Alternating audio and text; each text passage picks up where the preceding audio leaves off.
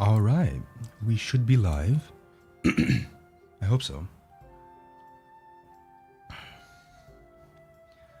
Let's see. I have the stream open on my phone, so I'm just waiting for it to load in.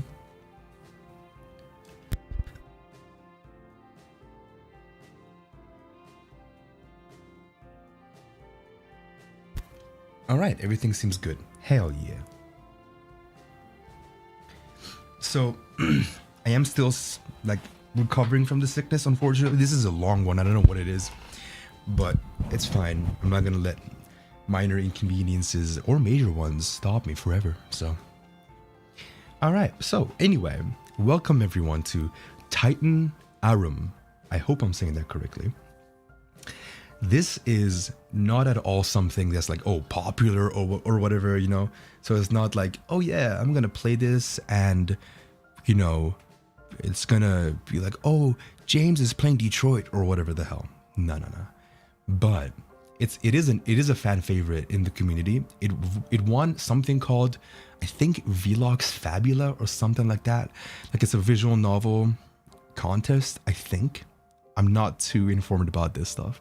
But anyway, it won and it seems really good. I love the art style. It's drawn by someone you guys know in the community, Min, good artist. And I'm excited to play it. And I've been chilling with the music in the background. The music's really nice. I really like the music. And the music in games, in anything really, is really important to me. But yeah, welcome everyone. Grab yourself some drink or... No, not or. Grab yourself a drink. Drinks are best. Come on. Anyway, let's play. So let's go to settings real quick. I just want to see if... Wait, unseen text? No, don't skip it. Wait, what does that mean? Well, look here, let's not fiddle with things right now. Let's see how it is first. All right. The sunlight hits... Oh, never mind. The sunlight hits your eyes through the small square windows in the far wall, and you blink awake. Dude, I love the vibe in this. It's like so cozy. What is this? All right. Your vision is blurred for a few moments as you blink. The sleep from your eyes. Then groan loudly as you sit up. You don't know exactly when you woke up, but more importantly, you're not sure when you fell asleep. Oh. Good vibes. Oh, man. Interesting. You never would have chosen to fall asleep at your desk, bent at the uncomfortable angle that you're now very much regretting. Unfortunately, you also can't say that this is the first time you fell asleep while working late into the night. And it won't be the last either. Your desk is littered with scattered papers, a swarm of various textures, colors, and sizes. Each page is marked with whatever writing tool you were able to get a hold of at the time. Is it like, yeah, I was gonna test this. Is it like Our Life when you can scroll, where you can scroll and like, you know, it'll be like going back? Hell yeah. Yeah. That's a good feature they added. I think every visual novel should have that. Anyway.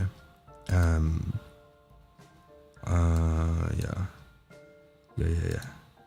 Crayons, pens, one instance of a marker that had smudged terrifically across multiple pages. So we're a writer.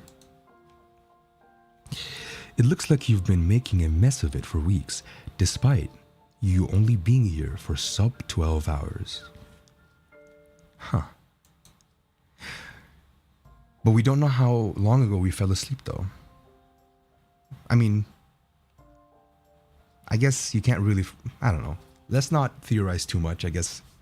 Anyway, true to form, when you got in last night, you didn't unpack much. Your suitcase is open, shoved in a corner of a small basement studio. Your backpack is on the couch, completely deflated and looking ravaged. It was the only thing you unpacked last night, resulting in the mess resulting in the mess that served as your pillow last night. A ring of books a ring of what? A ring of books borders a ring of books borders your desk, stacked high to resemble a fortress wall. There aren't nearly enough shelves down here. So it's just explaining the room.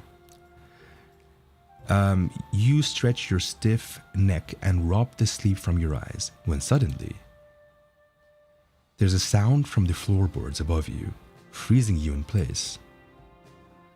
So what is interesting is with the whole vibe of the music, not this part, but all the other parts of the song except for this part makes me feel like, ooh, there's this mystery. But then this part happens and I'm like, oh shit, everything is so nice and we're happy and cheery, which I'm confused about right now.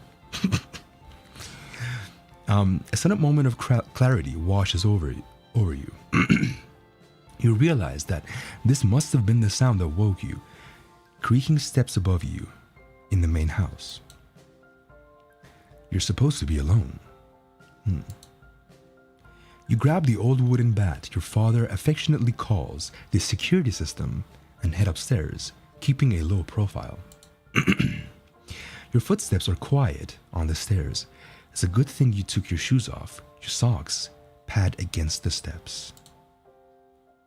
Ooh, what is this house? It's so unique looking. Kind of reminds me of that house in Stranger 3, the latest season that came out, with that new monster. There was a house there. I'm not going to spoil it, but this kind of reminds me of that house. You round your staircase into the large foyer of the main house. The front door is closed, but your ears do not deceive you. You are definitely not alone. This is me. Okay. Who am I? They start visibly and whirl around. Wait, what? Wait. You? Who are you? So it's me saying, okay, who are you? They start visibly and whirl around. Okay. Got it. Oh. This person is very tall, easily one of the tallest people you've ever seen. He is paler than most as well. His skin nearly pearlescent in color. That's an interesting word. I like it. His hair is a dark and disheveled mid-length cut, and his features down to his jawline are razor sharp. But there's one feature that really catches your gaze: his eyes. They're bright with a gold that reminds you of sunshine, and an intelligence that gives you pause. He's obviously surprised by you, but he recovers quickly. His gaze rakes you up and down, taking in the sight of you brandishing your bat and likely terrified expression.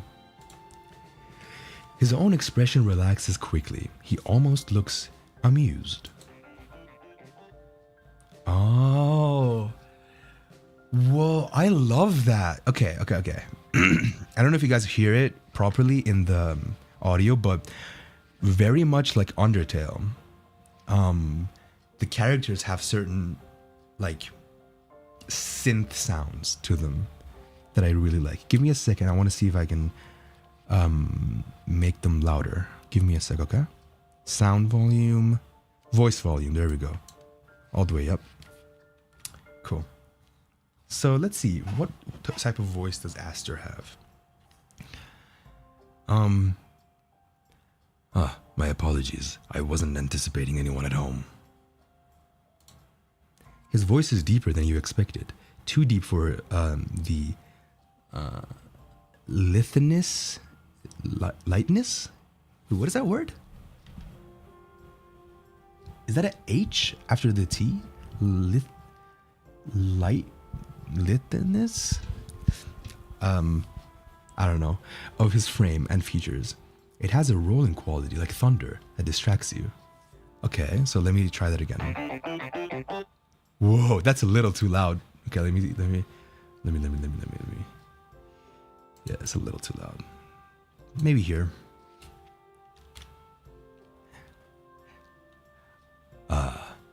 My apologies. I wasn't anticipating anyone at home.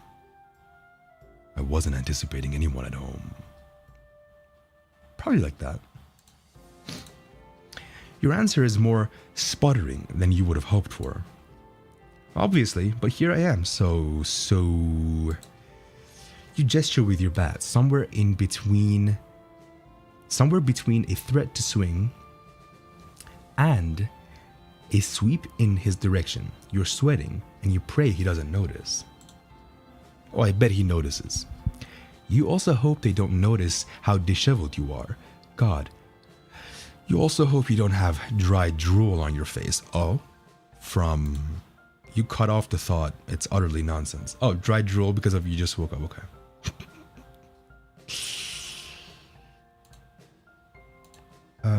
Okay. You cut off the thought. It's utter nonsense. You better get out before I call the police. Or wait. No, I called the police already, so don't make me use the bat. The lanky, frustratingly attractive person before you.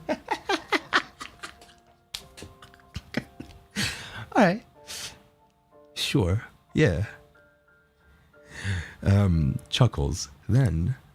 chuckles, sending another short circuit through your brain. So let me chuckle as Aster.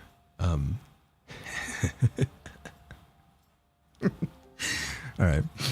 It's a haunting sound, not the loveliest you've heard. It's far too visceral to be lovely. Okay, so like the dry groan of a tree trunk snapping. Okay.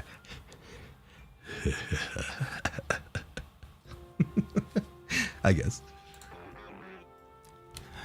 I'm very sorry. It seems there's been some kind of misunderstanding. He takes a step forward, his stance still unsettlingly relaxed, and slides a hand into his pocket. I'm surprised to be here. Oh, I'm supposed to be here for the cat. You blink once, twice, for the cat? Your mind feels sluggish, embarrassingly slow at pulling up the image of the large gray and black tabby. Bartholomew? Wow. That is such a good name for a cat. It almost should be illegal.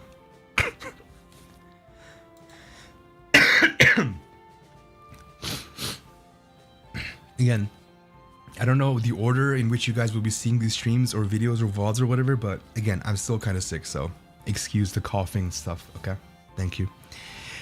Your face blushes red immediately. You quietly curse yourself and the damned cat. Aster's smile has a wicked edge, amusement twinkling in those golden eyes. Yes, Bartholomew. And you are? Your mouth is agape. You close it with a soft pop. Clearing your throat, you give him your name. Please input your preferred name here. My name? So how long can the name be? Can I do my actual name? Okay, so let's go with James, I guess. Or I could just be like, nah, it's the first name. Okay, so James, there we go. Before you can introduce yourself, he speaks, a knowing smile on his face. James, how marvelous to see you. You blink, surprised. How did he know your name? Then, as if he read your mind. Oh, yes, your sister told me.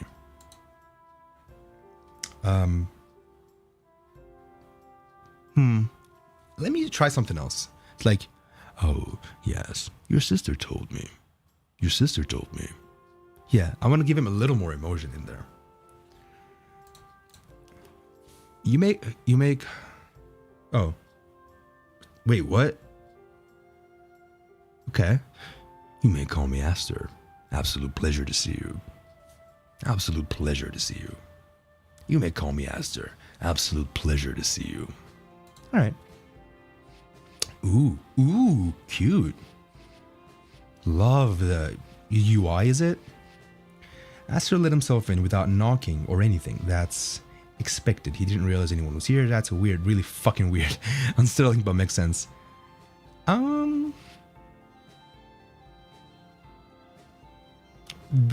Let's be honest here, but can I save? Yeah. Cool. No, it's fine. So I'm gonna go with the honest answer, which is it's weird. Bartholomew, as if knowing that kind of embarrassment he's caused you, appears at the bottom of the stairs.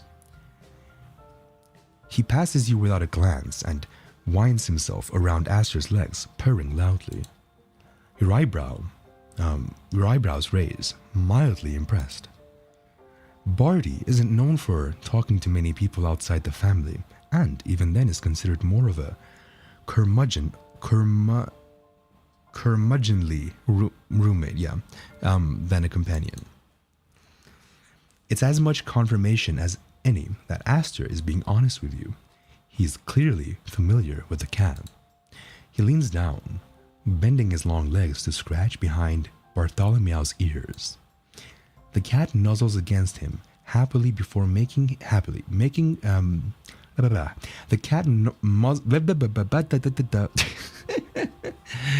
You know what? Chill, James. Take a sip of tea. You guys take a sip of whatever you got as well. Anyway, the cat nuzzles against him happily before making his way into the kitchen, looking back expectantly for Aster to follow. He doesn't, instead straightening himself and directing his attention to you once more.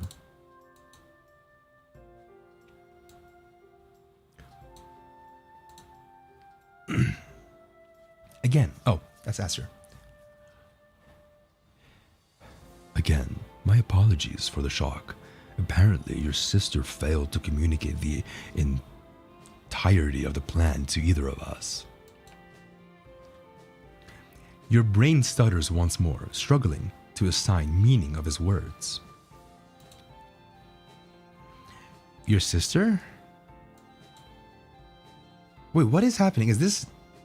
Oh, of course, you roll... Okay, that's me. Your sister? Oh, of course.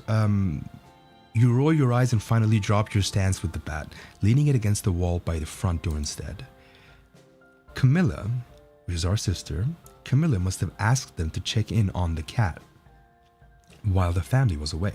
It was quite like her to forget to alert you to a change of plans, actually.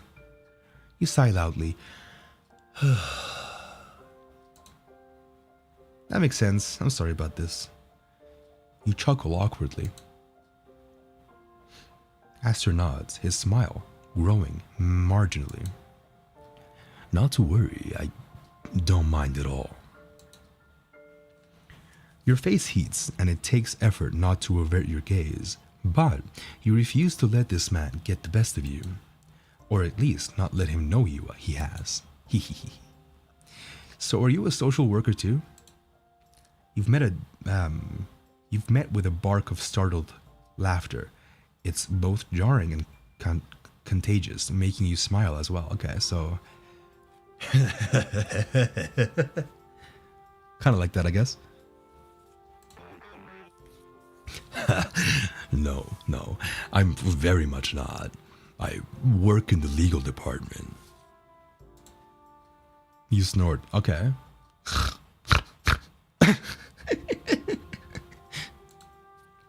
Fair enough, you suppose. Those are quite opposing fields at times. Are you here alone? The question throws you off immediately, and you frown at him.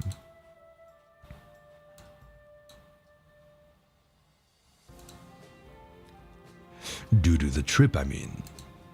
He seems to note the discomfort he's caused and is quick to try to amend it. Camilla mentioned the whole family was going, and yet here you are. They all went to Europe, was it?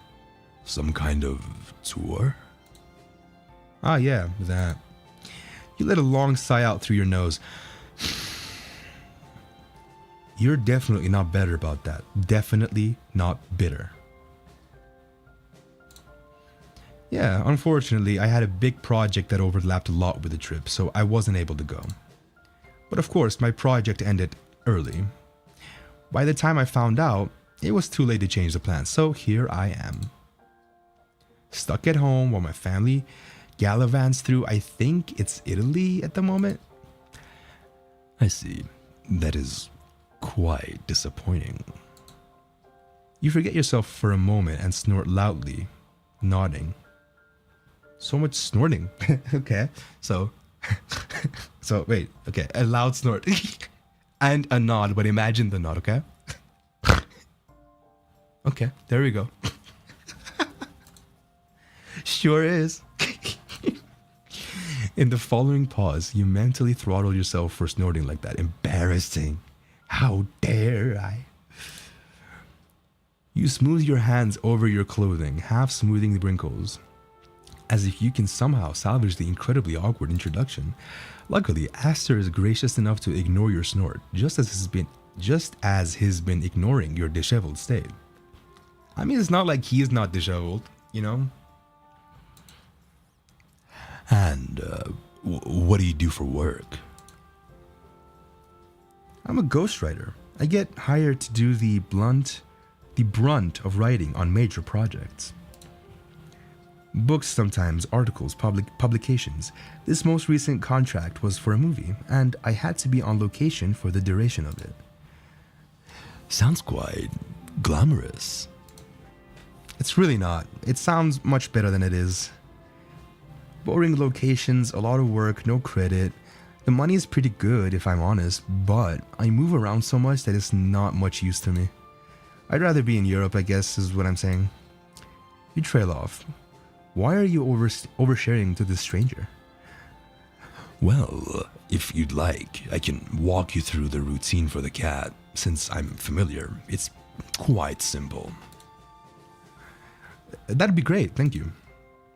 He walks you through the aptly described simple routine for Barty. Camilla, I gotta cough real quick. Okay. Camilla has been known to go overboard for her cat.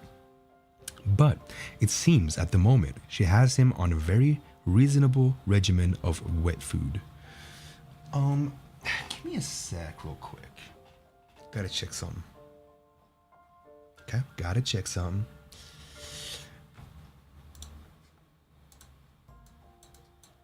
All right. Sorry, guys. 1 second. All right. We good, I think. All right.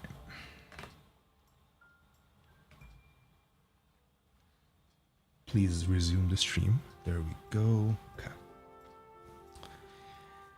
Oh, I read this. So, how did Camilla rope you into taking care of her cat? You smirk at him a little. Tea time. She's your sister, and the cat is in the house she'll be living in for the foreseeable future, so it made perfect sense for you to take care of Bartholomew, which is the best name. Bartholomew, oh my god, that's a good name. But some not quite co-worker friend, a lawyer nonetheless? Well, as I'm sure you're familiar, Camilla does not make it easy to say no to her. You chuckle. You were very familiar. But if I'm being honest, she did persuade me in part by the idea that I might get to meet you. Interesting. So I have a question. Maybe I wasn't paying attention, but a lawyer nonetheless? What do you mean a lawyer? Who's the lawyer here?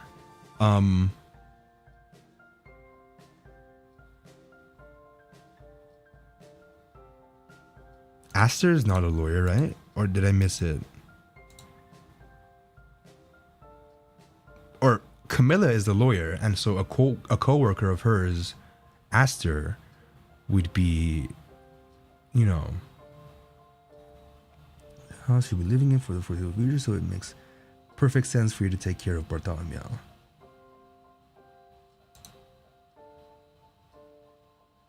Okay, so Camilla is a lawyer probably, and a coworker, you know, then Aster is also maybe a lawyer. Anyway.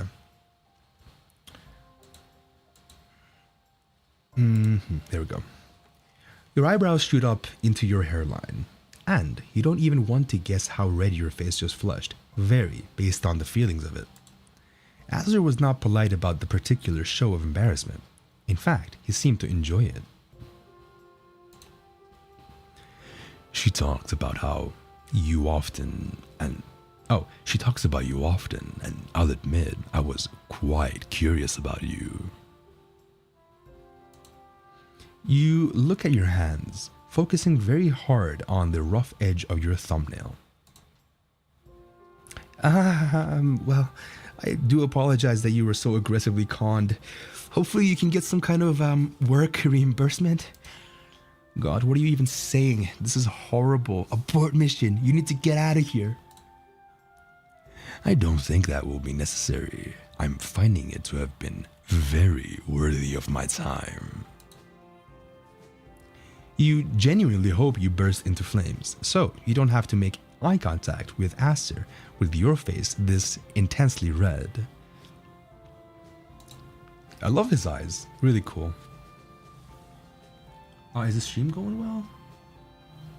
Give me a second. I want to make sure it's like still live. Okay, cool. Wait, what? What's happening? Come on. Here we go. Your face may have actually turned purple by now. In what you're starting to suspect is a very rare act of mercy. Aster deftly changes the subject. I only moved here a few months ago. I must admit, this town is much quieter than I typically prefer. I usually find myself drawn to cities, but I chose to live nearby to shorten my commute. Perhaps you can enlighten me on some local entertainment? Sadly, not likely. This town makes small towns look busy. It's barely a town at all. Everything is so far apart from everything else. Ah, so you're a seasoned local, I take it? Yeah, the house is new, but the town, we've been here as long as I can remember. And I wasted very little time running for the hills. Well, not that it can't be a nice place to live, it's just not my thing. And what is your thing, exactly? I enjoyed Boston a lot. I've got the city energy, but it's got the city energy, but it's not quite as crowded as Manhattan. Aster is strangely easy to talk to, even while fumbling and humiliating yourself with a shocking amount of regularity. Talking to him is effortless. Too effortless, honestly. You clamp your mouth shut on your next words before you can embarrass yourself further. He is charming, calm, clever, exactly the kind of person Camilla would usually befriend. You wonder why she's never mentioned him before, even with him being new. Well, I won't keep you further, given that I obviously interrupted your day. No, well, I mean, yeah, but no, it wasn't a problem, thank you. Oh my god, stop talking while you're ahead. I did set aside this time to continue checking on the cat for the remainder of the week. If you don't mind, I have no problem continuing to do so. It's tempting to say yes, just to have him buy again, but it's so much of an imposition that you can't bring yourself to agree. No, I couldn't ask that. Thank you, though. It's very kind of you. Aster. Wait, what is happening with my phone? Give me a second. Okay? Just give me a second.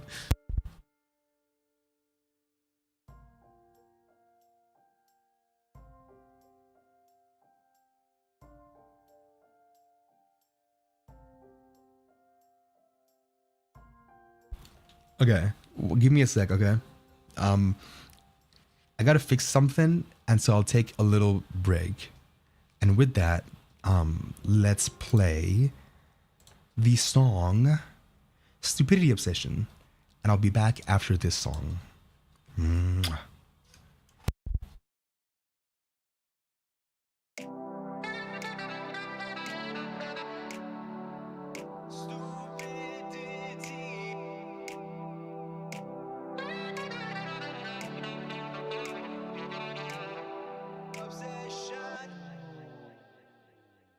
Can't stop thinking about things I don't care about.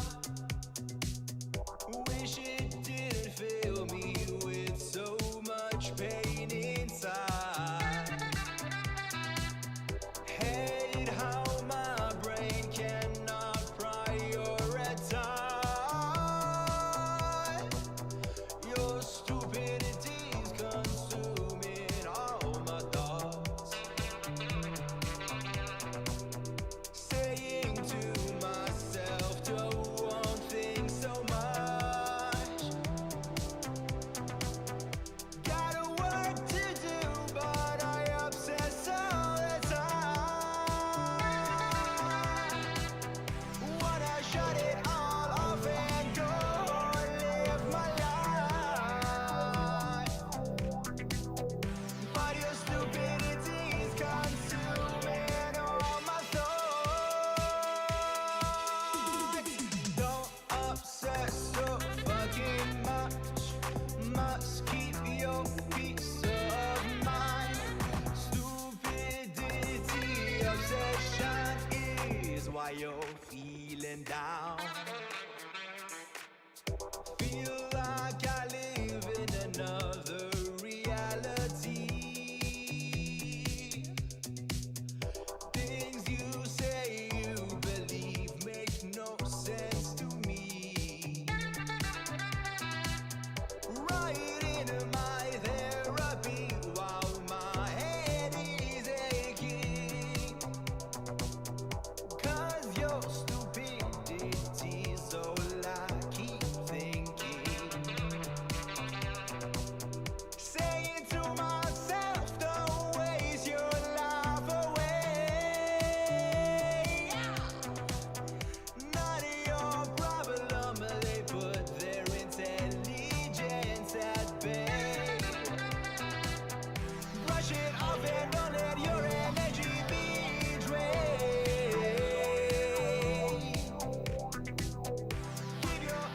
Give your mind a clean slate. Don't obsess so fucking much. Must keep your peace of mind. Stupidity obsession is why you're feeling down. All right. Welcome back, everyone. Let me turn on the volume for the game. There we go. All right, let's continue. So I hope the stuff that I was fixing was fixed, but we'll see. Aster acquiesces, is that a... I don't know that word. Acquiesces and heads to the floor. I hope I'm pronouncing it correctly, I don't know.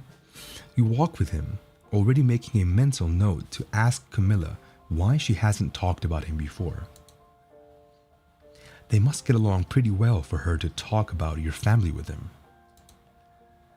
It was a genuine pleasure meeting you, James. I hope our paths cross again soon. You've collected yourself enough to at least not flush completely maroon at this and sputter out a goodbye. Cool. With your unexpected guest, so we live in the basement? Interesting. With your unexpected guest now gone, you head down to get ready for the day. Traveling yesterday was exhausting, and you can't shake the feeling that you didn't sleep at all, probably thanks to sleeping at your desk rather than a bed. You finish unpacking the majority of your clothes, tossing dirty clothes into one pile, clean into another.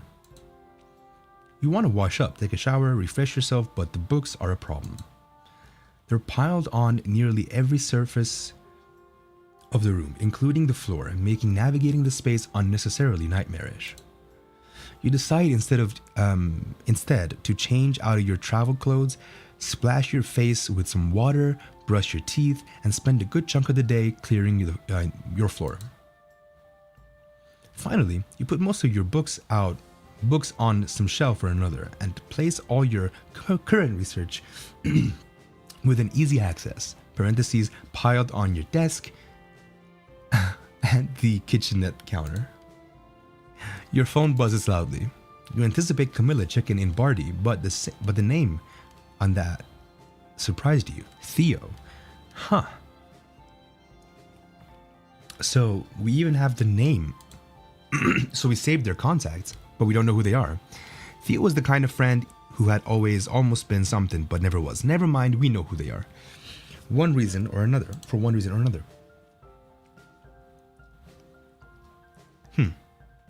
Almost always been something, but never was.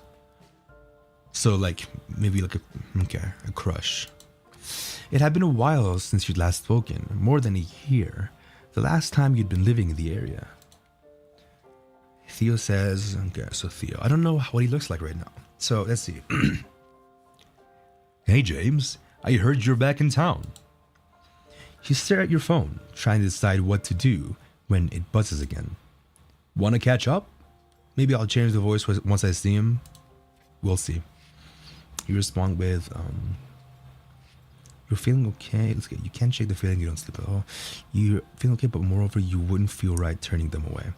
You're kind of tired, but you're willing to spend time with them. I mean, sure. Honestly. No sooner than you send off your response, do you hear a knocking on the door upstairs. You sigh to yourself. You like seeing Theo, but part of you had hoped you'd have some time to mentally prepare. You go to open the door and let Theo in. Oh. They smile broadly when they see you, but you know him too well for that. You can see the nervousness in their eyes. Hey, it's so nice to see you. I hope just stopping by was fine. I think I'm going with that voice. I don't know. You bite your reflex response of you bite back your reflex response of, well, it has to be, I guess, and instead smile at them, waving them inside. Hey, at least you knocked. Why wouldn't I knock? Sorry, ignore me. There's just been an unusual amount of visitors today. You wave Theo inside. They look around, admiring the grand foyer entrance. It was certainly much larger than your old family home. The house is very nice. Thanks. It was built in the 1800s or something. Dad is very into it. As he should be. It's something to be proud of. Please tell him I sent congratulations. You grin at them. Theo defaults to politeness when they're nervous. They've done this since they were 8 years old. So childhood friend, huh? Something that made you fast friends. There was something you found genuinely hilarious about an 8-year-old being so formal at that age. True to form, Theo holds out their hand for you to shake, and you snort back a laugh before grasping it and shaking it with cartoonish vigor. Hello, sir. Yes, how do you do? They roll their eyes at your terrible joke, but it has the desired effect, and their smile relaxes. Come on, my place is downstairs. You lead them down to the basement apartment, moving some notebooks off the couch to make room for you to sit. As you move the books, you notice one on top of the pile that you don't remember putting there. It's a play titled Whoa, Whoa, Whoa. That's on purpose, right? The glitch, it's a play titled The Kings in Yellow. The play and... Wait, what? Can I... Whoa. Okay. Creep factor. I'm loving it. I love creepy stuff in games. Yes. It's a book titled The Shadow over Innsmouth. You hold it a moment longer before placing it off the side again. You feel like you're forgetting something you want to remember, but it doesn't matter right now. I see you're still traveling with all your books. This isn't all my books. Oh, I see. Haha, very funny. You roll your eyes at them and take a seat. So, how was your trip? You smile stiffly. This is the difficult part with Theo. Despite the fact that you've been friends for more than 2/3 of your lives, every meeting after time apart feels like this. Awkward, forced.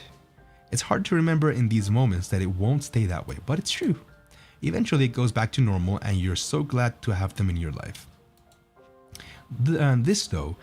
This was by far the longest you've ever gone without talking, regularly at least. It was long, I'm tired, but it's nice to be back. I'm glad the project is done. It was not my favorite. You can see... Did I see a little glitch on the stairs? Or was that just my imagination, like, fucking with me now? Okay, anyway. Kinda creeped out. You can see the question from in their mind almost form on their tongue. Then why go? Why go so far for so long, you know? But neither of you want to have that fight again, so they go in a different direction. Well, I'm glad to have you back, James. I'd love to go back to seeing you more often. I don't know if I should give him this type of voice. Maybe I'll change it, like, well, maybe this one. Well, I'm glad to have you back, James. I'd love to go back to seeing you more often. Yeah, I guess this one makes a little more sense, maybe. Me too, Theo. There's a slightly too long pause. So, how long are you back then? They try to be neutral about it, but you can see how nervous this question makes them. I'm actually going to be around for a while. I don't plan on taking on any new projects anytime soon. Really? Why not? You love to travel. You smile at their sincerity. Your wanderlust may have been the cause of many fights, but they'd never deny you of it. Yeah, I do, but I'm tired of working on other people's ideas, at least for now. I want to do something of my own. That's amazing. You should. I've always said your talents were better spent on your own stuff. There's a pause. You know they mean well, but the comment still makes your teeth clench. It's the same thing they said the last time you spoke. That selling your skills without taking credit was not only a waste of your abilities, was not only a waste of your abilities, like you were participating in some grand deception of the public. Wait, what? That selling your skills without taking credit was not only a waste of your abilities, like you were participating in some grand deception of the public.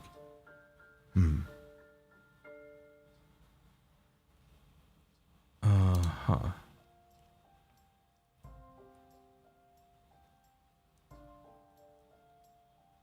Was not only a waste of... But they're saying it is a waste of my abilities. Am I missing something? But the comment, it's the same thing they said. That selling your skills without taking credit was not only a waste of your abilities. Like you were participating in some grand deception of the public. I don't know, I may be misreading something, but I got that they are saying it is a waste of my abilities because it's way better, you know, for it to be spent on me. But anyway, yeah, I know. Anyway, how was work for you? Actually, it's great. That certainly wasn't the answer you were expecting. For years, Theo had been working at a job where they hated their boss, their work, basically everything but the paycheck. I left my old job. Obviously, if things weren't going well, haha. I ended up reaching out to you. Remember that restaurant on Carmen Street? Oh, I ended up reaching out to, you remember that restaurant on Carmen Street? That one with the fire last year. You nod. Yes, yes. Well, this woman, her name is, well, it doesn't matter. But she bought the restaurant and completely remodeled it. She brought on a new executive chef, and they brought me on as their chef de patisserie. I don't know how to say that word. Patisserie. Your grin is genuine, and you feel the relief flood through you as the awkwardness shatters. Theo, that's amazing. You wanted this for so long. I'm so proud of you for going after it. Thanks. Yeah, you're right.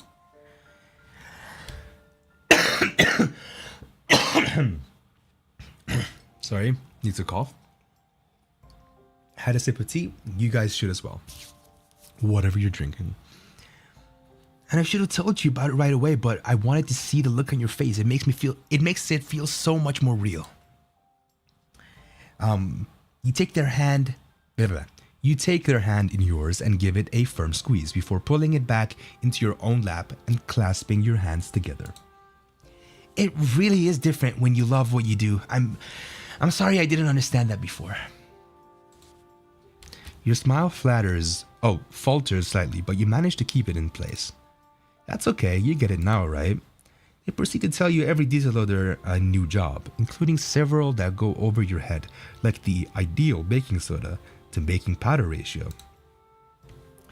So, what's the James project? The question comes out of nowhere, and for a moment, you're too surprised to answer. Theo never asks about your writing. You're working on a horror script? Ooh, tragic screenplay, mystery novel. I love all of them. What? Especially horror and mystery. But let's go horror. Let's go horror, man. But I'm gonna save it though, because who knows? Horror script. Something tells me that this is kind of a big key moment in the game where you choose your route. Horror? Damn, that sounds cool. When it gets to the big stage though, I'm gonna need you not to tease me mercilessly. If I cry, I'm a wuss. You laugh, hard enough to let him know you absolutely cannot make that kind of promise. You're laughing too hard to hide it, and they grin awkwardly, waiting out your amusement with flushed cheeks. Theo glances over and sees a book on the table. Plucking it up, wedged between the pages is the bookmark you've had for several years. It's a series of cut-up plane tickets, all taped together, each trimmed down to show only the date and destination. Current read, research, I take it. Oh, current read, research, I take it. You fight the urge to snatch the book from their hands. You're not sure why it bothers you so much that they hold it, but your fingers twitch in your lap. Yeah, I'd say research. It's an interesting one. It's hard to explain though. One of those unknowable horror books, But I don't think you'd like it. Too scary. You force a smile as they nod, placing the book down between you. You grab it, holding it in your lap and running your thumb over the pages. The book is soft from wear and age, and pieces of paper sit loosely pressed within it. I read something that had a similar vibe a few weeks ago. I bet you'd really like it. I could bring it for you at some point, maybe? You smile at them and nod. That'd be great. A yawn destroys your last word. That'd be great.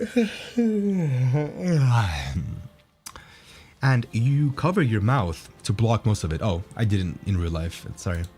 Didn't read that part. Yeah. Anyway. I should let you rest. Oh, I should let you rest. You're obviously tired and you only just got home. They stand, wiping their palms on their pants anxiously before turning to face you. You stand as well, and there's a long pause. I'll walk you to the door.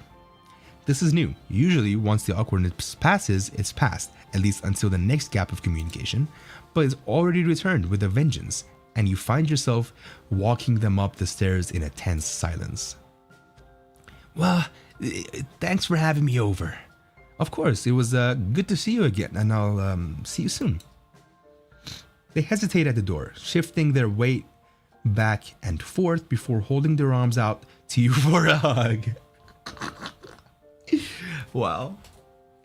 This guy. This guy, man. They let you wait. Oh yeah. They let you decide whether to close the distance or not. But you know you couldn't bear the idea of leaving your oldest friend there like that. The hug feels awkward. Yes, everything feels awkward with Theo. I get it. Not that it's a bad thing that they're saying it. I'm just saying to be, whatever. You still fit together as naturally as you always have. Your arms are wrapped around their torso. One of theirs is around your shoulders. The other cradling the back of your head gingerly. But something feels strange about it. And you have a suspicion that it has to do with how loudly their heart pounds in their ribs. They got a crush back. They got a crush back. All these years we had a crush, but now they have a crush. And we're like, what the fuck? We don't have a crush anymore. But maybe we will in the future. Who knows? You head back downstairs, flinging yourself onto the bed. It's the first time you've actually laid on it, and it's surprisingly comfortable.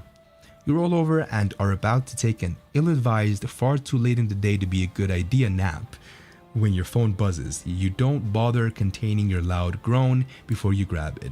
Now what? This time, it actually is Camilla.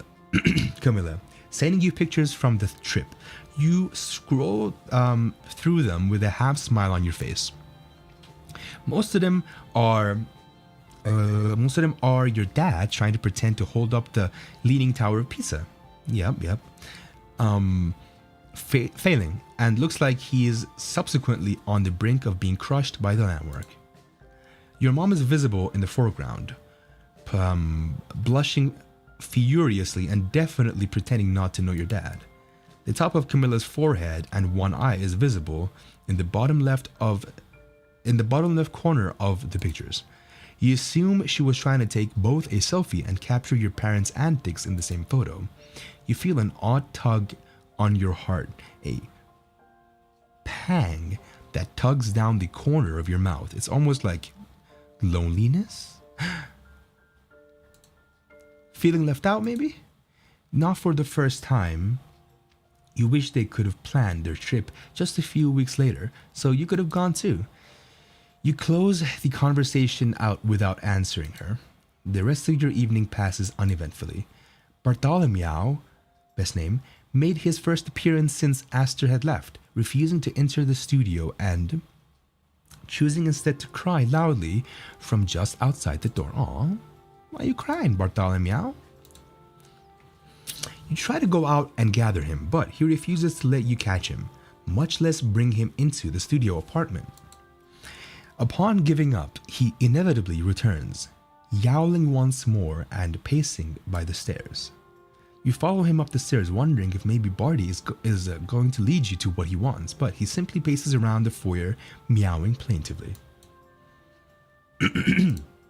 He sounds so distressed that it upsets you, but you're helpless. You don't know what he wants. Finally, he goes upstairs and you give up. Maybe he just misses Camilla. Cats don't understand the difference between gone for a while and gone forever. It's late and you still haven't eaten, but to be honest, you're really not hungry either. You force yourself to eat anyways, at least something small, or you're good. No need to force the issue. You'll eat when you get hungry. I mean, let's eat a little bit. You find a snack in the small kitchenette pantry and nibble on it briefly before putting it away. You can't just bring yourself to really eat when you don't feel hungry at all. In fact, now you feel a little nauseous, you sigh. Damn it! You'd expected the cat to come back, but now it's not even meowing at your door anymore. You decided to go upstairs and set out its wet food for dinner and one of the treats Camilla left. You thought Barty would want to spend more time with you. It's been a while since you were around him, but he always liked you up until now, even if he was Camilla's cat and not yours. Not to mention, With no one else home, you're really the only option for cuddles or affection. But even with the food and the treats out, it still doesn't come to you. You wait for a while, even taking some steps back and waiting farther back to see if he'll come. Calling him a few more times.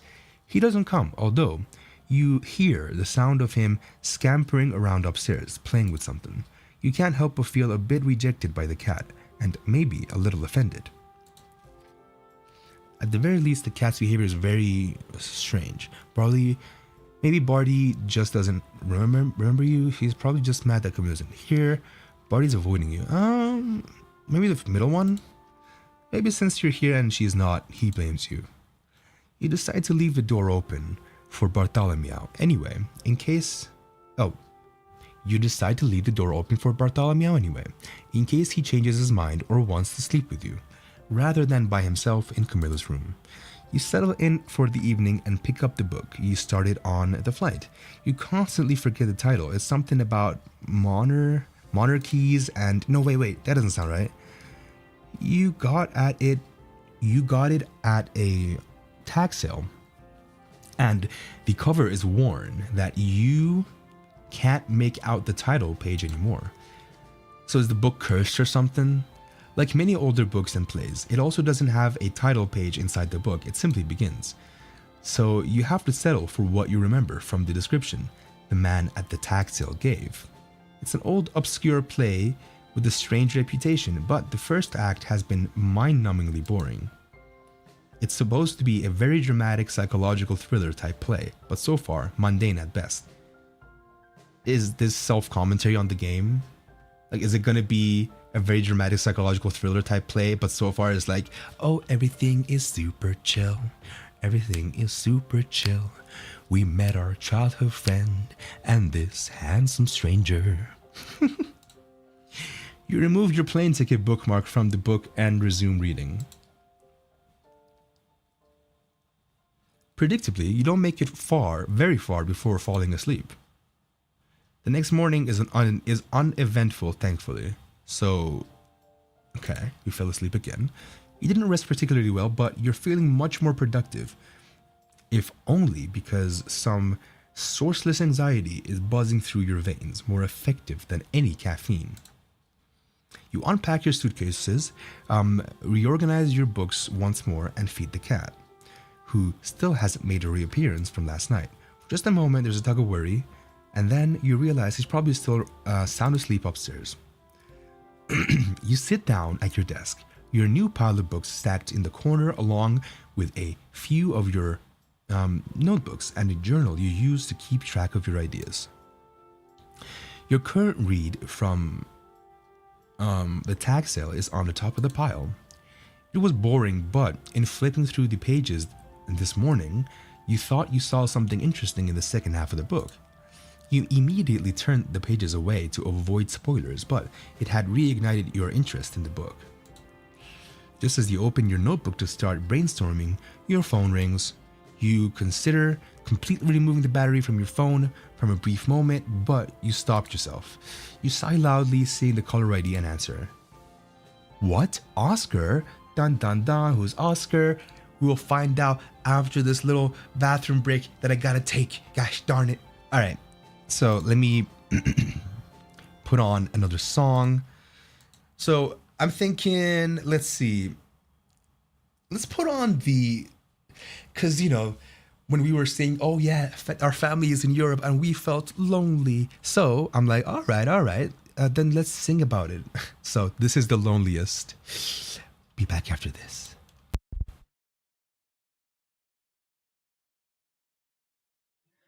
You'll be the saddest part of me, a part of me that will never be mine. It's obvious. Tonight is gonna be the loneliest. You're still the oxygen I breathe. I see your face when I close my eyes. It's torturous. Tonight is gonna be the loneliest. There's a few lines that I have wrote in case of death. That's what I want. That's what I want. So don't be sad when I'll be gone. There's just one thing I hope you know. I loved you so. 'Cause I don't even care about the time I've got left here. The only thing I know now is that I wanna spend it with you. Nobody else here. Tonight is gonna be the loneliest. You'll be the saddest part of me, a part of me that will never be mine. It's obvious. Tonight is gonna be the loneliest. You're still the oxygen I breathe. I see your face when I close my eyes. It's torturous.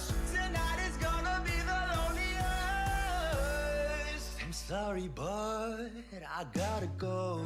If you'll ever miss me, give this song another go. And I just keep on thinking how you made me feel better, and all the crazy little things that we did together. In the end, it doesn't matter if tonight is gonna be the loneliest. You'll be the saddest part of me, a part of me that will never be mine. It's obvious. Tonight is gonna be the loneliest. You're still the oxygen I breathe. I see your face when I close my eyes. It's torturous. Tonight is gonna be the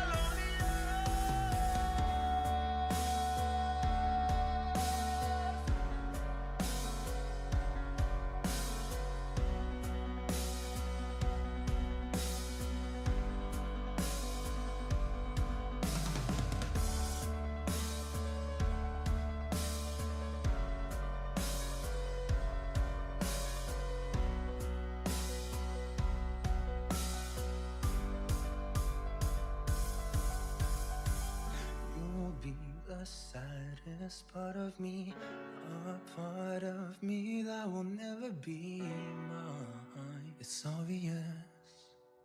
Tonight is gonna be the loneliest. Me, a part of me that will never be mine. It's obvious. Tonight is gonna be the loneliest. You're still the oxygen I breathe. I see your face when I close my eyes. It's torturous. Tonight is gonna be the loneliest.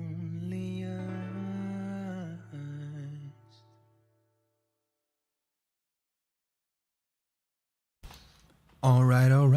Welcome back, everyone. I am back. My bladder is empty, and I got more tea to fill it with. All right. So, okay. Bring the game back up. Okay. What? Oscar? Is a contracted editor you worked with on your last job and a pain in the ass. Or wait, was it the job before? Oh, that doesn't make sense. It's the most recent job. Whoa.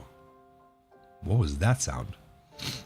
Sounded like creaking, like wood? Anyway, I don't know what he looks like, so let's just go with, did Jack pay you? You blink, confused for a moment, then frown. Yeah, of course he did. Pfft, of course. That bastard is a piece of shit. Ending the project like he did. He would absolutely be the type not to. Oscar's typically gruff voice. Okay. Gruff voice is dripping with venom. So, he is definitely still mad. Oscar, get to the point. Did you actually look at your check yet, James? You haven't actually. You put Oscar on hold and dig through your bag until you find the stiff white envelope with your last check in it. Opening it, you immediately spot the problem and groan loudly. You take Oscar off hold and shoulder the phone on your ear to your ear. He gave me your check instead of mine. He gave me your check instead of mine. Indeed he fucking did. I don't suppose it's too much to hope that you still have mine? Apparently not, because I do. You breathe a sigh of relief. At least it's just a straight exchange. The last thing you want to do is track down other members of the dismissed crew. Ironically, Oscar is probably the easiest to deal with, even if it is only because he still doesn't know about your part in ending the project. Ooh.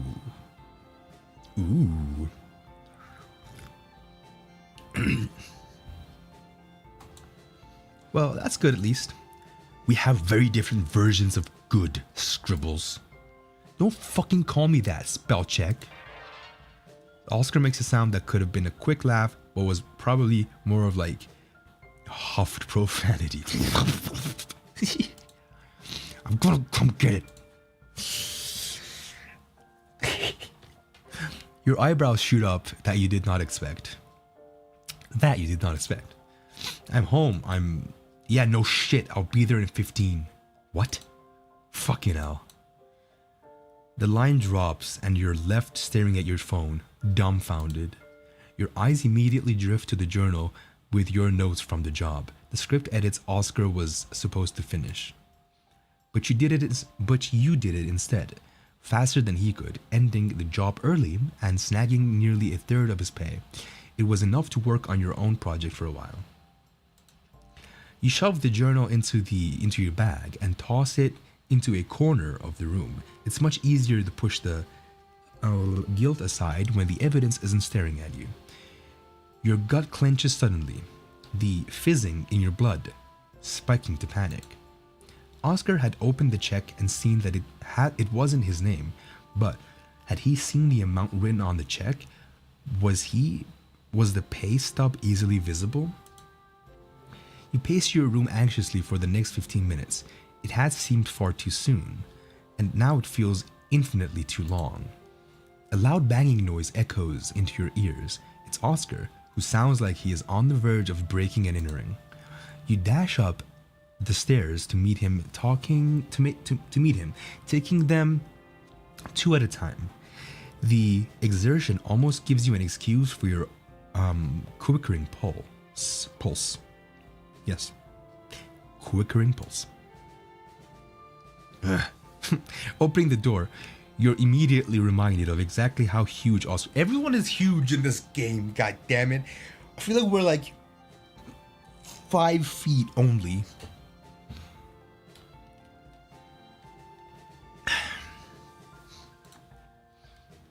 While working on set, wait, did I read this? Yeah. While working on set, you were both usually at a vague distance, only interacting when you'd fight about the script or who finished the coffee without refilling the pod. He fills your door frame, perhaps even more so because his arms are crossed and he's glaring already. How did you get here so fast? Oscar rolls his eyes, ignoring your question entirely and looking around the foyer with an arched brow instead. This is some house, huh? It's my parents, not mine. Didn't know you came from money, Scribbles. Don't call me that, and I don't. My parents just bought this place. Dad's a retired contractor. He's been saving for forever to buy this house. Yeah, this house, there's something going on with this house, because it's like, whoa, this house. And again, I was like, ooh, this reminds me of the Stranger Things season 4, was it? House? And so I'm like, there's something with this house. This one specifically? You shrug. Yeah, specifically this one. He likes old houses and there aren't many in town, so I just live in the apartment downstairs for now anyway. You gonna give me my check or what? I left it downstairs. Oscar lets out a deflated sigh. Just come downstairs with me, I made some coffee. The hospitality is a reflex, courtesy to your mother's strong belief that all hosts should be providing refreshments to their guests. And the presence of coffee demands its subsequent distribution. Oscar sighs loudly once more, but you see, Oops, never mind. Okay. But you see the corner of his mouth twitch at the reference to your old war ground. Fine. Not for long, though. Obviously. Heading into your studio, you swing past the counter to turn off your coffee percolator before it can burn its contents. You pour out 2 mugs, the aroma quickly overwhelming the small space. You push the fuller one towards Oscar, black coffee, just how he likes it. The second mug gets a pour of your favorite vanilla flavored creamer until the liquid is more than the brown. Oscar makes a noise of disgust. You're rolling his eyes, but saying nothing. He gave up on getting you to drink coffee properly some time ago. He takes a deep sip, then sighs, sounding almost content. So let me actually do it. But it's tea instead, but I'm Oscar now, so.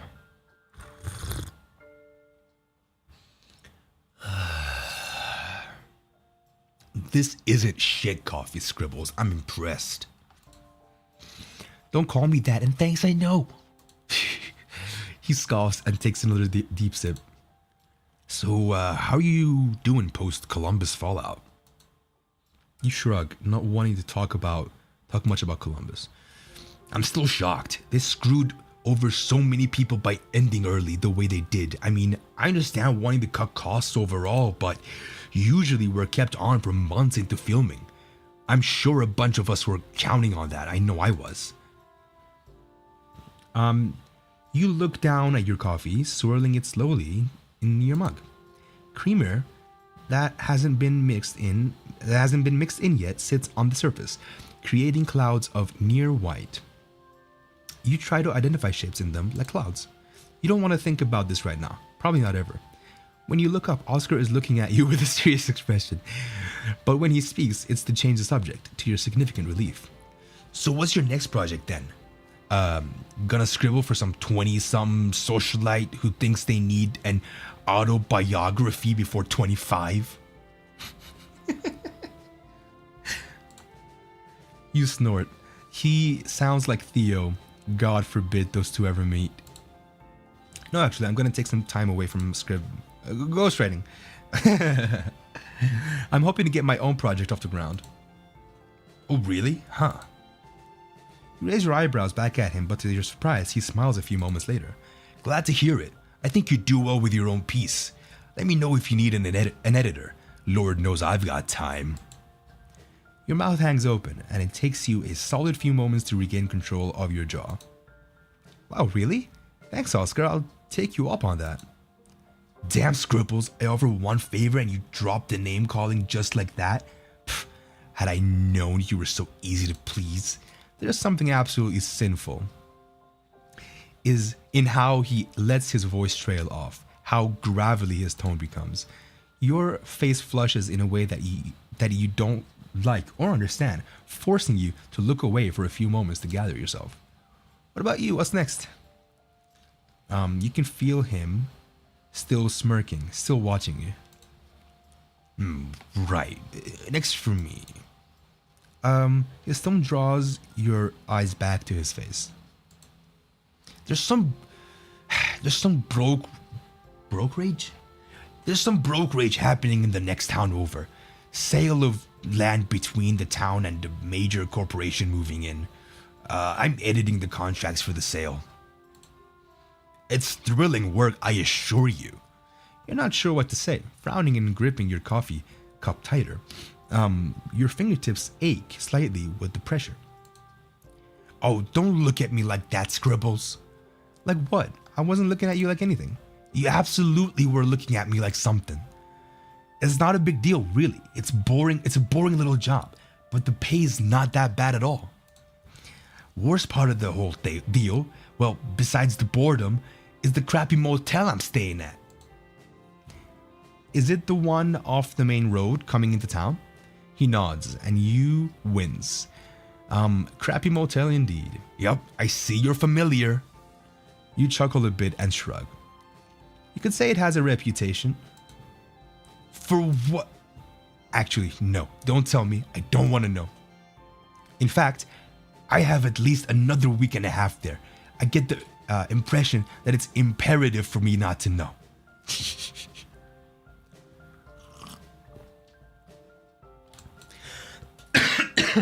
God, these voices, man. Again, I'm recovering from a sickness and my throat is still recovering. And they're kind of hard on me, honestly, but it's fine. I'm having a good time. You laugh, unable to contradict him, and he grins at you. Well, I should get going. Get out of your hair and all that. He tosses back the rest of his coffee like it's a double of vodka, and you can't help but shudder at the sight. Your mouth unpleasantly fills with saliva at the thought of drinking so much black coffee so fast. You go, wait, what? Okay. You go and get the check. Yeah. You go and get the check. Then hand it off to him. I'll walk you up. Thanks for the coffee, Scribbles.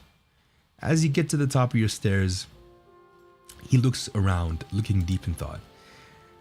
This house has a very unsettling vibe. I told you. You stare at him, taken aback.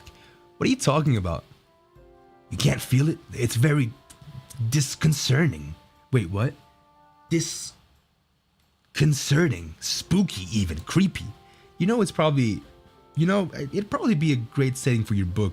You like that kind of stuff. You're not sure how he knows this about you, but you're more focused on him calling your parents' home creepy. That's incredibly rude of you. He growls with laughter, shaking his head. Well, I apologize to the mistress of the house. It was not my intention to offend. You roll your eyes. Oscar offends so frequently that you have a hard time believing that. By the way, how did you know where I lived? His gaze becomes piercing. He looks you directly in the eyes with an intensity you're not sure you like. It's written on the check, Scribbles. He watches your reaction for a long moment before he taps the envelope with his new check against your forehead. He opens the door and is about to step out when he turns to you. Really though, this would be a great setting for your project. It feels like something here is waiting to devour you. You stare at him wide-eyed. You feel found out somehow and glare at him. Get out, spell check. He grins again, mimes tipping an invisible hat in your direction, and is gone. You slam the door behind him. Bastard. Heading back downstairs, your annoyance ebbs away quickly, eroded by the intense desire to write.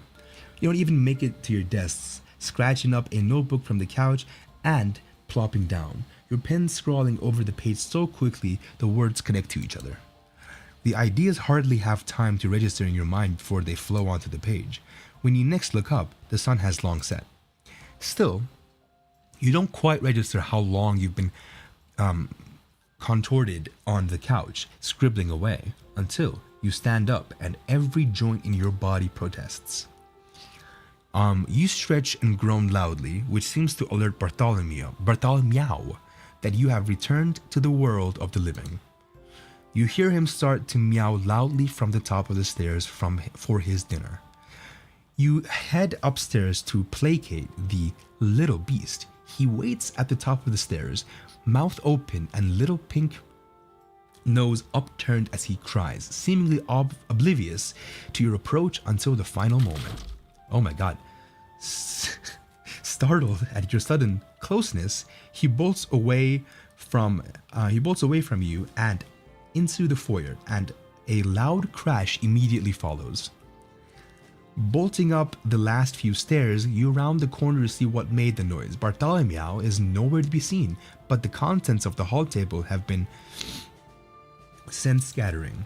Most of the table is set to rights easily enough, except the family portrait, taken after you got your first ghostwriting contract and were about to cross the country. It was an old picture, Camilla in her graduation cap and gown and mom's instruction. You holding up the contract with the same pose that Camilla cradled her college degree. The frame had fallen, although the heavy frame itself had stayed intact. It was made of some kind of burnished metal, meant to look like solid silver, but felt much too heavy and much too hard to be real. The glass, however, had cracked. A jagged crack from the corner to the middle of the pane that then spiders out, loose pieces threatening to spill everywhere. Carefully, you open the back of the frame and remove the picture so it isn't cut by the loose glass. As you do, you notice that the corner of the picture has a dark red, almost brown smudge on the bottom corner. You frown, rubbing your finger over it. Oh, it looks like blood. Yes. I love this. But how is that possible? Did you cut yourself? You glance over to your hands. You don't think so. I love that. Oh, it's so cool. I'm getting goosebumps, dude. Oh.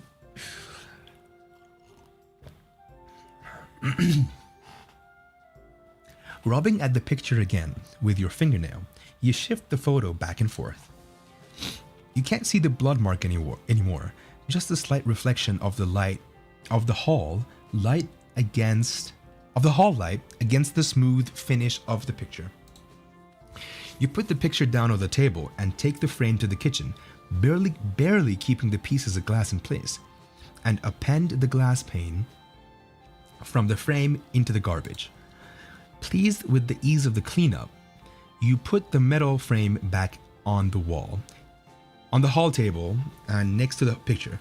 It's void of its pane, but still perfectly intact otherwise. You put Barty's food in his bowl and call him, even trying to tempt him by shaking his treat bag, but he doesn't reappear. He was probably spooked when he knocked the frame over. You roll your eyes at his cowardice. You're briefly tempted to go check on him. He's probably just hiding in Camilla's room when your phone starts making a loud chirping noise from downstairs. You find your phone and shut off the alarm. Odd, you don't remember setting it. It's simply titled Edits. Probably something to do with the project in Columbus. You run your tongue over your teeth, briefly wrestling with some unsettling feeling in your stomach before deleting the alarm completely. You turn your attention to your desk, trying to find the best way to sort all your books somehow. Somehow you've made a complete mess of them already. That is intense, shuffling through stuff. As you shuffle through, some scraps of paper fall out of one of the books. Okay, that was paper sounds. Yeah, that was intense paper sounds. But I like it. Like I felt it, Scattering across the floor, you stood to pick them up, looking through them. These are notes from your last project. Jesus Christ, oh my god, that sound, oh my god, that scared me. Oh my god. I literally clenched all of my body. You frown, something feels off. How did they get in that book? You don't remember putting them there. The content between that script and this book are completely different. You wouldn't have used a horror story for a reference for the Columbus script. It makes no sense. Trying to make sense, everything is so quiet now. I love it. Oh, no, music's back again. Okay, interesting. Trying to make sense of it is starting to give you a headache, and you put the book and the notes on your desk. It doesn't really matter. Anyway, right? You rub your temples, tired, and decide to call it a night. Man, we sleepy. We always be sleeping. You change into pajamas, set up your laptop, and put on your favorite show to help you fall asleep. It takes a few hours of canned laughter, but you finally doze off. You sleep through the night, fitfully, never fully succumbing to rest. You jerk up, every sense on high alert. Why? Trying to figure out what's setting off your internal alarms. Your eyes snap open, your body lurching with panic before your mind can catch up to the why. Oh, hello? You sigh loudly, relief flooding your system. Just a minute. You throw some jeans on under your pajama shirt, taking deep breaths as your system tries to come back down from the jolt of adrenaline. By the time you head upstairs, everything except your heart seems to have gotten the memo and slowed to a reasonable pace. Hey. Cool. Let's take a little break again and we'll be back with Aster. All right. So for this one, let's play Imagination Waterfall. So give me a second. And I'll be back after this song. Mwah.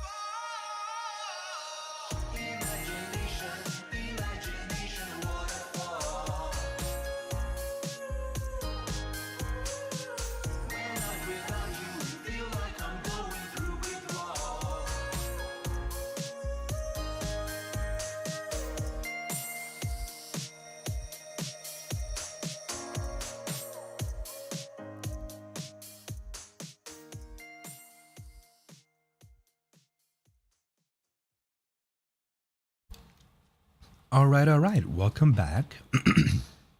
Got myself some more tea. Always the great thing to do when taking a break. Hope you guys are also sipping on stuff. But anyway, we asked her. Hey. Good morning. Your voice is still raspy from sleep. Oh, good morning.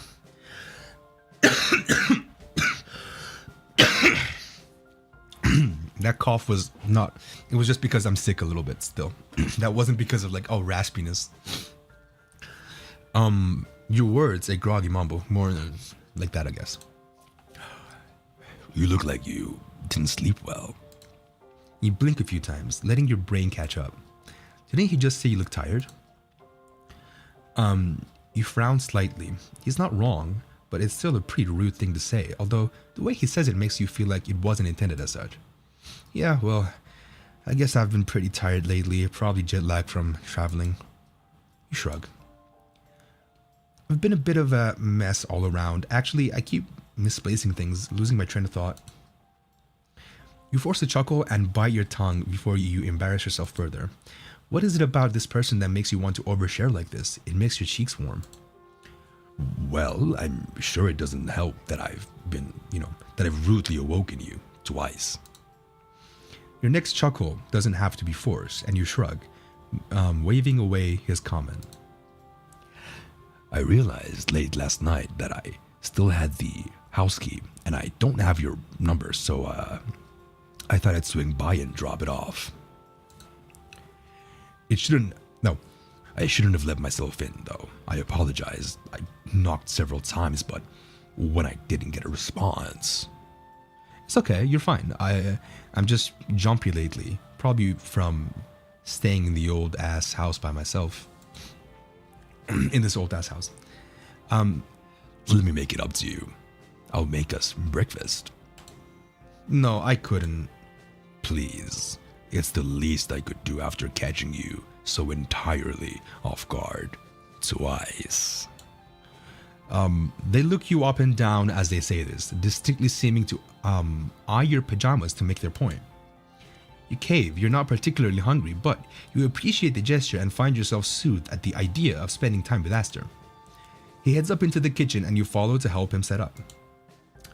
To your surprise, he goes straight for the cabinet with the pans, maneuvering his way through the kitchen without any trouble. You stare for a moment, surprised. Tea time.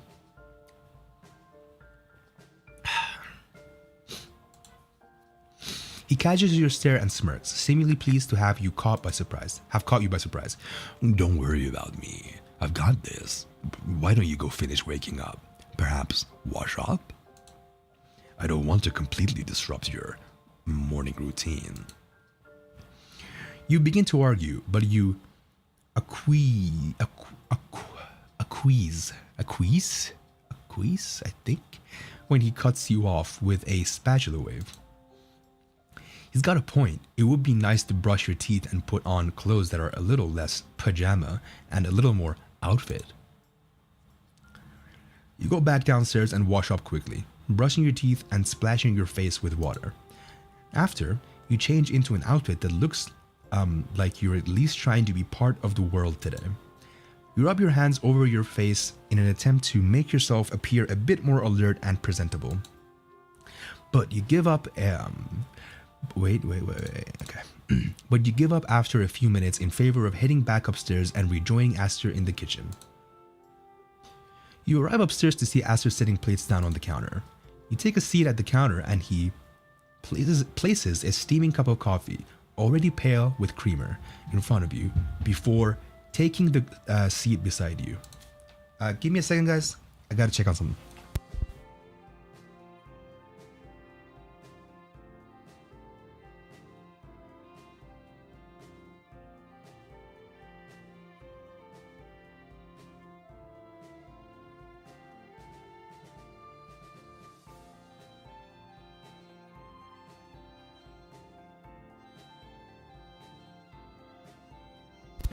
All right, no worries. I thought something fell down, but it didn't. It's fine. The plate before you is laden with scrambled eggs, a few slices of bacon, some toast, and strawberries carefully sliced into quarters. It's a beautiful meal and it smells delicious, but you just simply aren't hungry. Sometimes I add words to stuff. I don't know why, but it's what I do. Not wanting to reject his kindness or the gesture itself, you pick at the food anyway, making yourself take at least a few bites of everything. How is your writing coming? You shrug. Not much has happened with it yet. If I'm honest, I don't have much of a plot, just ideas, I guess. Still, very much brainstorming, researching stuff like that. I haven't even started to outline yet. Then what's that? If you don't mind me asking. He points to a small pile of papers neatly assembled at the edge of the counter. Even from here, you can recognize your own frantic scrawl. Inking across the page. Tea time. You frown, reaching for the pages, and Aster slides them the rest of the way to you. Novel corpse flowers, about a family. Home bought cheap due to all the murders there. Family moves in, bizarre events, madness, murder them all. You chew your lip, frowning. You don't recall writing these, much less bringing them upstairs. It's undeniably your handwriting, but You're retracting your steps in your head when Aster's voice interrupts your thoughts. I like the idea quite a bit. It feels very Fall of the House of Usher. You're about to admonish him for reading over your notes. But before you can, your mind leaps to an idea, incorporating some kind of eldritch horror to the story you've been trying to develop. It certainly pulls together several of the horror elements you've been reading over. There's a deep resonant chuckle.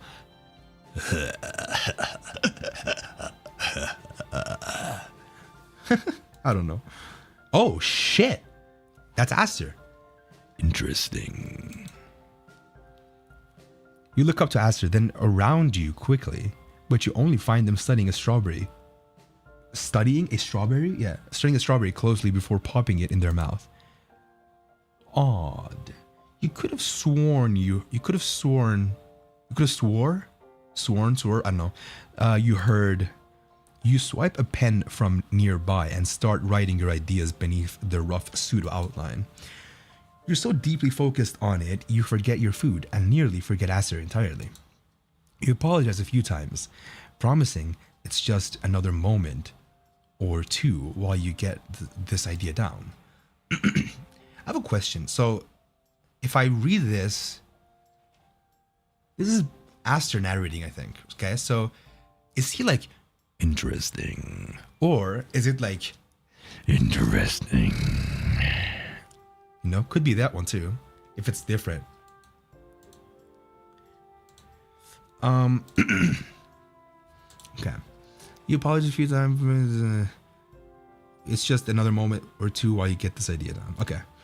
But he only smiles and urges you on with a twist of his wrist. You could sense his eyes gliding across your page, although you're sure he can't make out the actual words from where he sits. The ideas just keep flowing.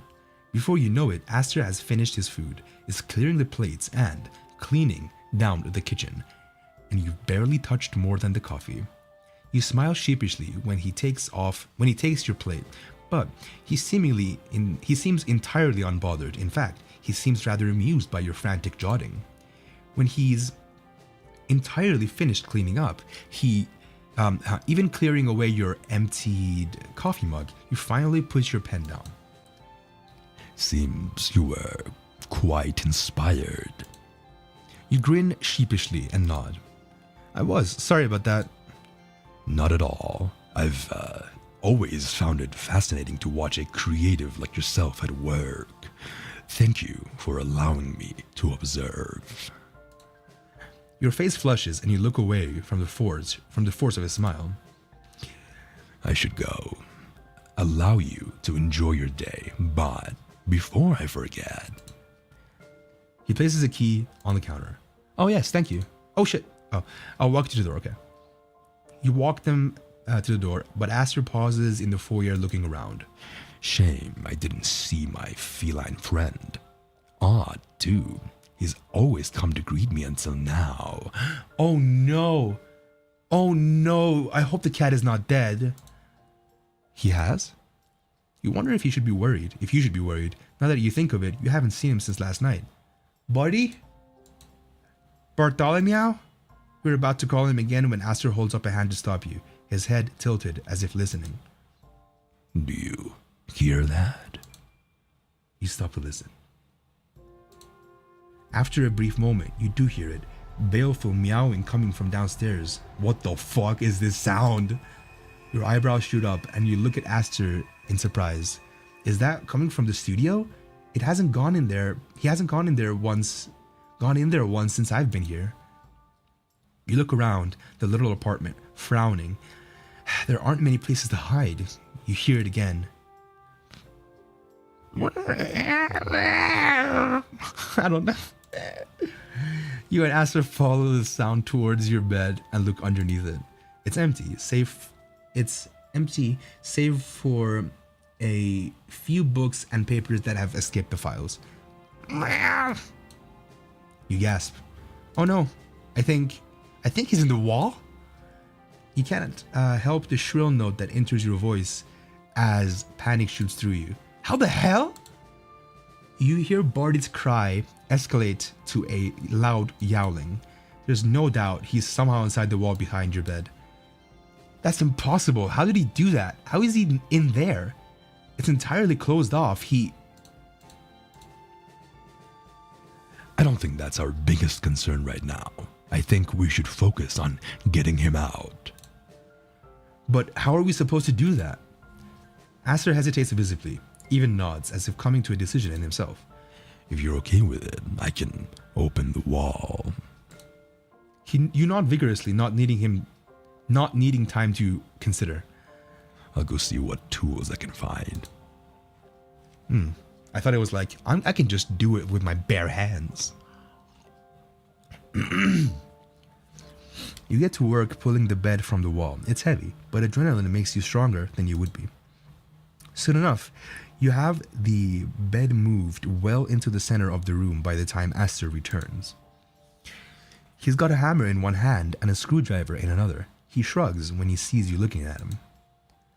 The best I could find on short notice, but I think it'll suit just fine. Of course. You're muttering and pacing, altering between panicked guilt and cursing the cat under your breath. Now, I do need you to stay somewhat calm, James. It'll be much easier to damage your lovely new apartment if I'm not distracted by the absolute storm of energy you're giving off. Take a deep breath. It's entirely ineffective. Right. I'm calm. I'm fine. Yes, indeed, you seem so. Aster now turns his attention to the wall, tapping against the drywall with his knuckle. He opts for a spot several feet above where you can hear Barty mewing.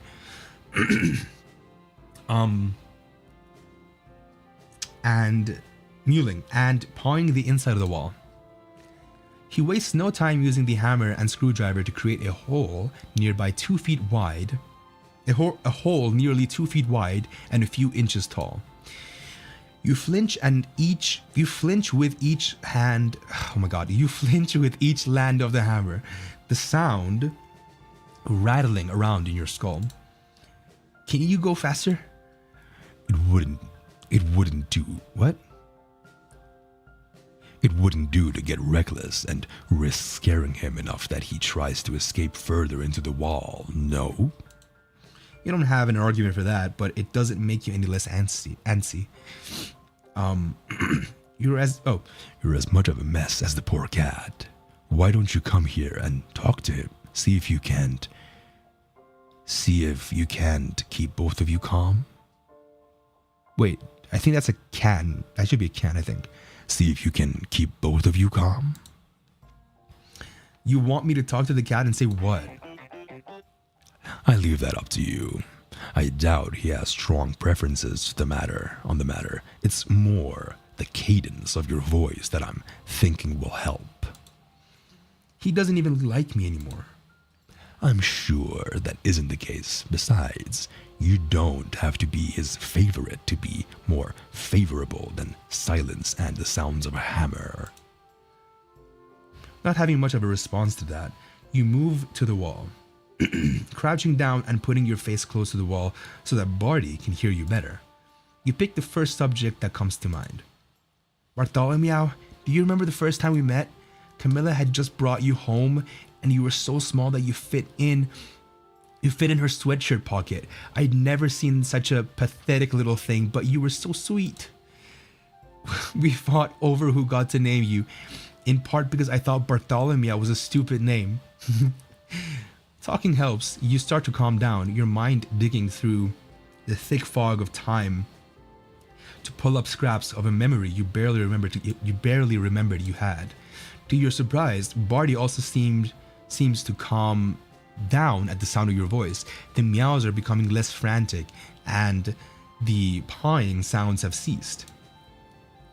Okay, I've just about finished. Step back from me, would you? You give him the space he asks for, but you're not sure how that's almost done. There's a hole about the length and width of your forearm in the wall, but How would Barty get through? Aster grips the wall with both hands and yanks it down with an alarming speed and force, demolishing most of the wall in one fell swoop.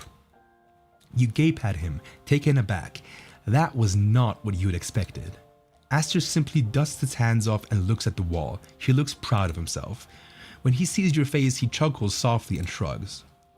Didn't want to risk getting too close to him with the hammer and accidentally clipping him, so I improvised. As if on clue, Bartholomew shoos from the now gaping hole in the wall. He looks filthy, covered in some kind of slime or muck. Wait, what is that little yellow heart? That wasn't... Wait, that was there. Never mind. Ooh, whoa, whoa, whoa, whoa, whoa, whoa! What? What is this? Okay. Scary. It looks like blood. Barty moves so quickly that you can't quite tell what's covering his fur. Before you can even get a chance to grab him, he's sprinted from the room entirely. So I have a thing. So this house is haunted, and Aster is some type of like,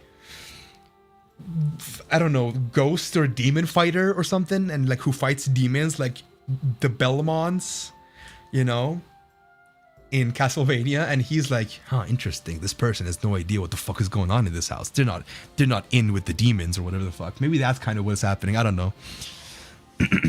Barty moves so quickly that you can't quite tell what's covering his fur. Before you can even get a chance to grab him, he sprints from the room entirely. You stare at him dazed.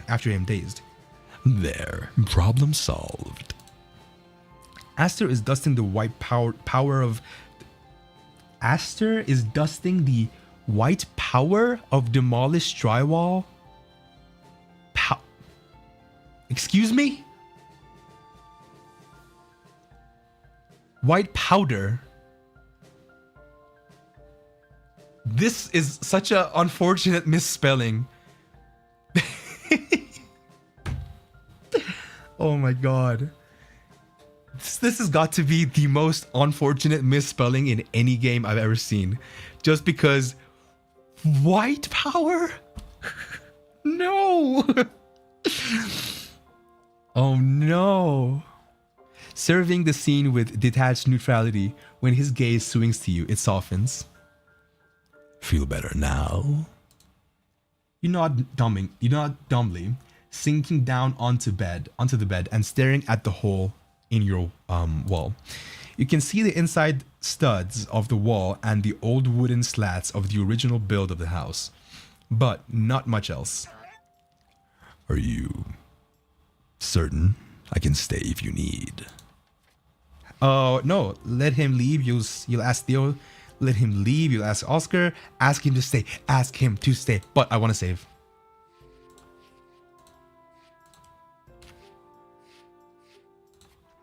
You begin to say yes, and your voice hitches in your throat slightly, refusing to form words. Ah, I see. He steps closer until he's barely an arm's length away. He lifts his hand as if he's about to touch your face, ghosting his knuckles gently over your chin, along your cheekbone, and hovering by the shell of your ear before dropping. I don't think you're quite ready for that, little scorpion. His voice is a low, rumbling whisper, hypnotizing. I think perhaps you should choose someone else if you need assistance. For now, anyways. Ask me again next time. Your brow wrinkles in confusion. Next time? Then he steps back, restoring the distance once more, and some of the haziness lifts. Will you be alright? Let him leave? No! No! You'll be staying. Ask him to stay. You begin to say yes, and your voice says, wait. Ah, I see. He steps closer until he's barely an arm's length away. He lifts his hand as if he's about to touch your face, goes, wait, this is the same thing. Okay.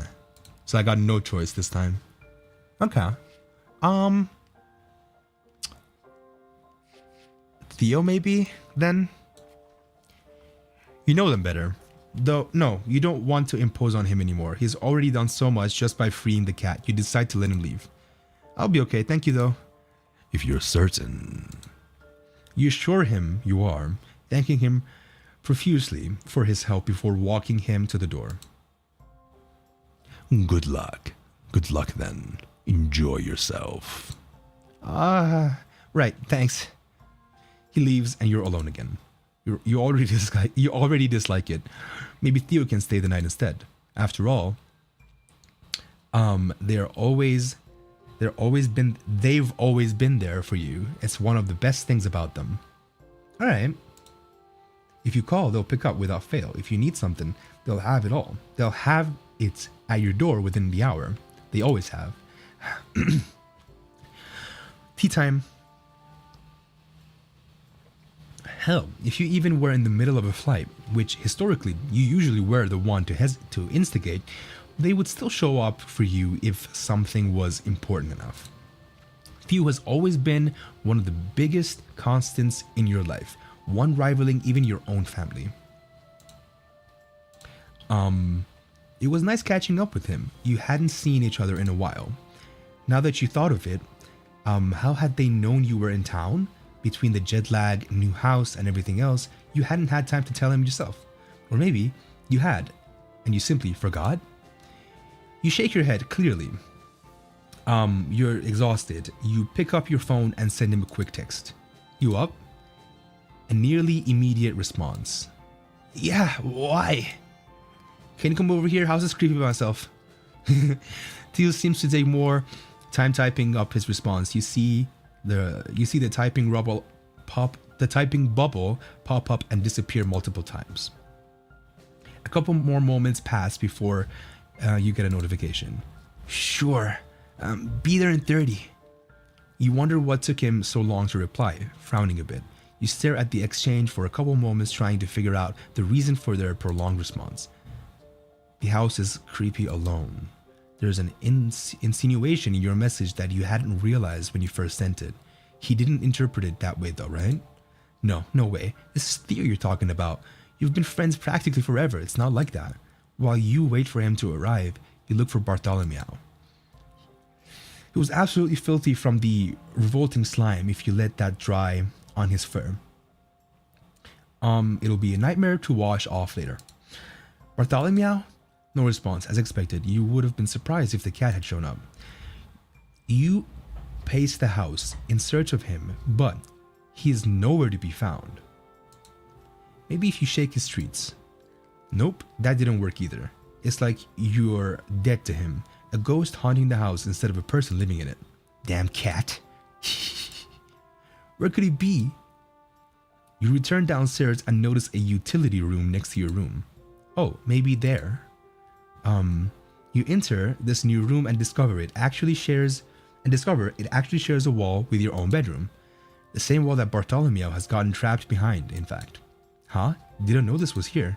As you explore the cramped, unfinished space, you find several holes of plastic sheeting. Why do we even have this? It makes a slightly warbled sound as you move it from its resting place. Must be for one of Camilla's art projects. No, wait, that doesn't seem right. What? Since when does Camilla do art? You shake your head. You're overthinking. It's just plastic for Christ's... For Christ's sake. Maybe you can use it for the gaping hole in your room. Just need something to secure it. You search the remainder of the room, but coming up short, you find yourself getting increasingly impatient. The house was already creepy enough, but this specific room, it's so goddamn dark in here, and musty, and it smells. What the fuck? You still and quiet your breathing, listening closely to the sound.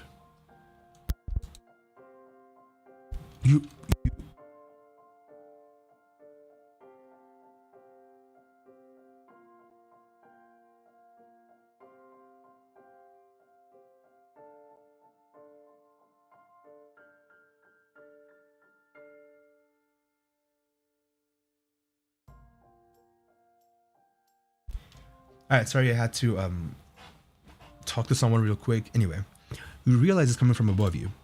Is that Bartholomew? Of course he shows up now. Bartholomew, you jerk your head up, but as soon as you do, your words die on your lips. The shadows on the ceiling are moving, engulfing the planks. Writhing. What the fuck? Staring back. Oh, wait. Staring back. Blood rushes to your face. What is that? But when you blink, they're gone. All that above you are wooden planks on the ceiling. What the fuck? That is so creepy.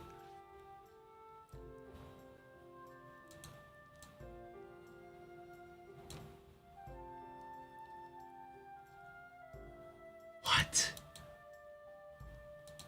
Okay. Oh, yeah.